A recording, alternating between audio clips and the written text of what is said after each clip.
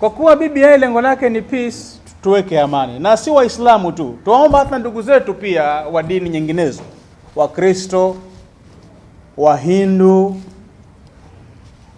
Buddha, Bahai, Tao, Sikh, wale Hare Krishna, watu wa dini za kienyeji kama wazee wa Kaya, Njuruncheke, kule Luo Council, the Kalenjins, etc. Tujeni pamoja jamani, kama taifa tuweke amani wakati wa hii referendum. Tuoneshe ulimwengu mzima kwamba wananchi wa Kenya hatuna shida.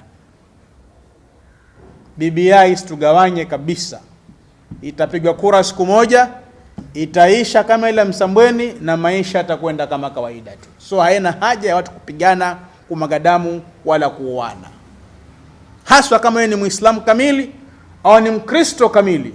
Haya yote sisi tumekatazwa, mambo ya amani, kupigana, kutukanana, matusi. Yote hii ni haramu. Na nikiwashauri wale viongozi wa mashirika mengine ya dini ya Kiislamu,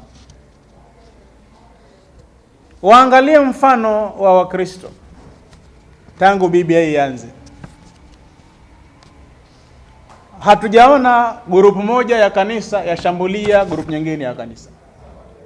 Yale makanisa yenye kusema no to BBI hawashambulii na kuwatukana wenye kusema yes to BBI. Na yale makanisa sema yes to BBI hayawatukani mabishop wenye kusema no to BBI. Na hii ndio akhlaq, ndio tasawuf inayotakikana kwa Uislamu. Kwa hivyo tuache viongozi wa dini kutukanana.